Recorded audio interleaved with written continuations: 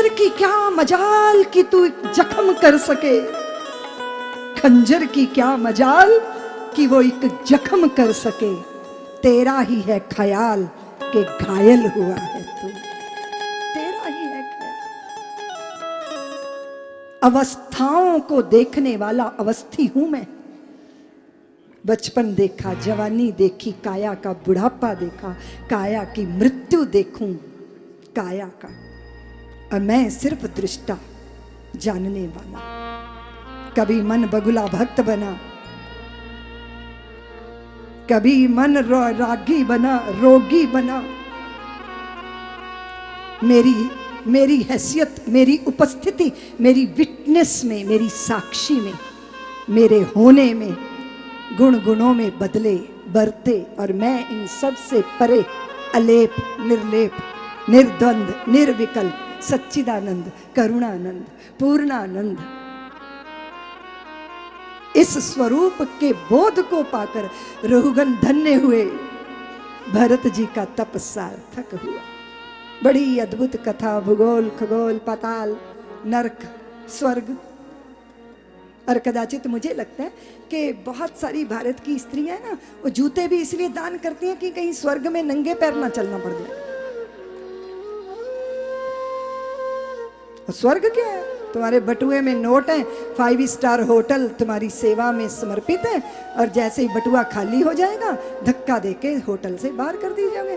तो स्वर्ग भी ऐसा ही होटल है जहां जाते ही पुण्यों की थैली हल्की हो जाती है, और जब पुण्य समाप्त हो जाते हैं तो धक्का देके मृत्यु लोक में वापिस। कदाचित ऐसे कुछ कर्म हो जाए कि स्वर्ग धरती पर उतर आए, है ना।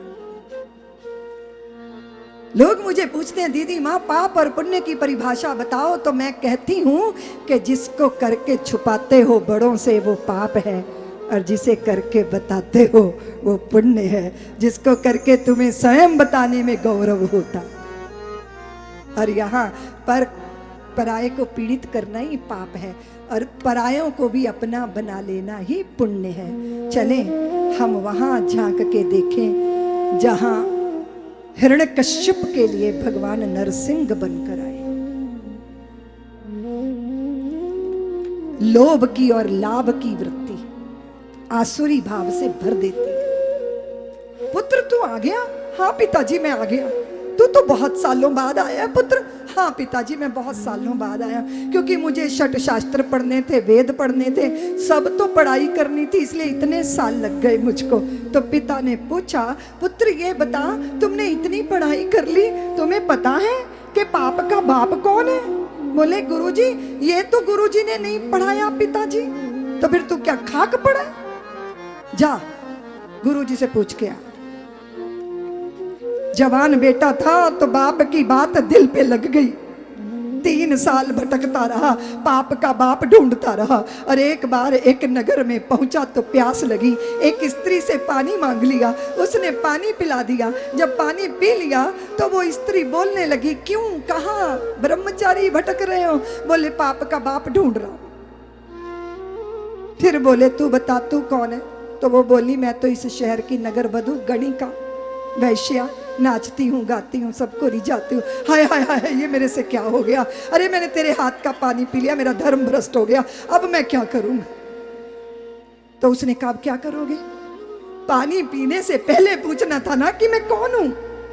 पानी पीने के बाद पूछ रहे हो? अब तो बस प्रायश्चित ही करना पड़ेगा। तो वो स्त्री बोली, ब्रह्मचारी कोई बात नहीं, आप प्रायश्चित कर लेना, कोई बात नहीं, पानी तो पी लिया, प्रायश्चित कर लेना। तो हुआ क्या कि वो स्त्री इनके पीछे पड़ गई। बोले देखो ब्रह्मचारी रुक जाओ, पानी पी लिया, अब मेरे घर का भोजन भी कर लो, क्योंकि प्रायश्चित तो करना ही है ना। और मेरे मन में आया कि मैं 5 सोने की अशर्फियां दूंगी अगर आपने मेरे घर में भोजन कर लिया। तो ब्रह्मचारी सोच रहा है पानी पीने का तो प्रायश्चित करना ही है, भोजन कर लेता हूं, इकट्ठा ही प्रायश्चित कर लूंगा। उसको बोले देखो तुम ना मुझे राशन पानी दे दो, और मैं ना अपने हाथ से बनाता हूँ, स्वयं पाकी हूँ, स्वयं अपने हाथ से बनाने बैठ गया। तो वो स्त्री पास आई, बोले ब्रह्मचारी मेरे जैसी पातकियों के घर में कौन आता है?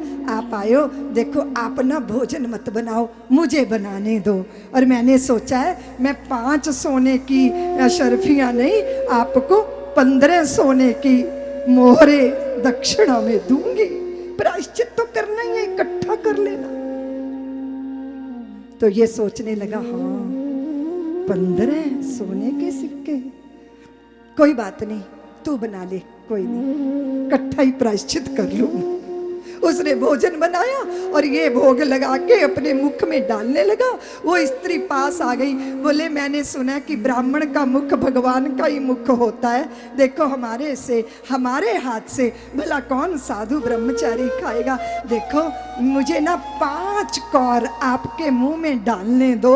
और मैंने सोचा है मैं 15 सोने के सिक्के नहीं, आपको 25 सोने की मोहरें दूंगी। और सुनो, प्रायश्चित तो करना ही है ना, इकट्ठा कर लेना। और ये हिसाब किताब लगाने लगा, 25 सोने के सिक्के, 3 साल हो गए भटकते भटकते, कोई बात नहीं, इकट्ठा ही प्रायश्चित कर लूंगा। बोले हाँ देवी, डाल दे मेरे मुंह में। और जैसे उसने कौर उठा के मुंह में रखा, तैसे ही उसने कौर तो नीचे फेंका और मारा जोर से चमाट, ऐसा मुंह पे चाटा जड़ा। वो ब्रह्मचारी उठ के खड़ा हो गया कि तू मुझे मार क्यों रही है? उसने कहा मार रही हूं क्योंकि तू पाप का बाप ढूंढते फिर रहा है ना, तो तेरे भीतर वो पैदा हो चुका है, लोभ ही है पाप का बाप। कहां भटक रहे हो 3 साल से? ये स्तब्ध हो गया, उस गणिका के चरण पकड़ लिए, बोले जो मुझे कोई समझा ना सका देवी, वो तूने समझा दिया मुझे। हाँ मेरे मन में लोभ, किसका लोभ? पानी पी के प्रायश्चित कर रहे थे और फिर मेरे हाथ से खाने को तैयार हो गए। ये तुम्हारी साधुता नहीं, तुम्हारे चित्त में सोने के सिक्कों का लोभ पैदा हो गया। उस लोभ के वशीभूत हम अपनी मर्यादाओं का अतिक्रमण करते हैं। कौन करेगा मर्यादित? और जब हद से ज्यादा बढ़ जाती है अत्याचार और दुष्चरित्रता, दुष्कर्मों की श्रृंखला, तो कहीं ऊपर से नहीं, अपने ही घर में क्रांति के स्वर उठने लगते हैं। तो हिरण्यकश्यप के घर में क्रांति के स्वर उठे।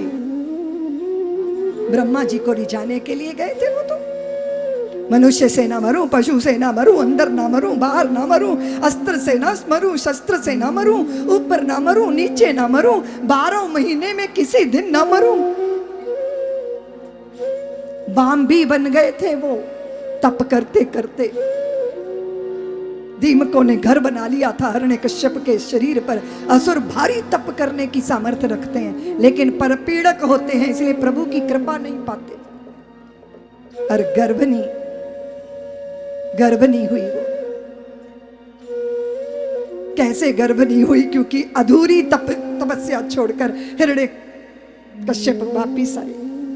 एक तोता पंछी बार बार मेरे कान में नारायण नारायण नारायण नारायण करता था, तो ब्रह्मदेव के चरणों में अपने चित्त को समाहित नहीं कर पाया। कयाधु बोली क्या बोला?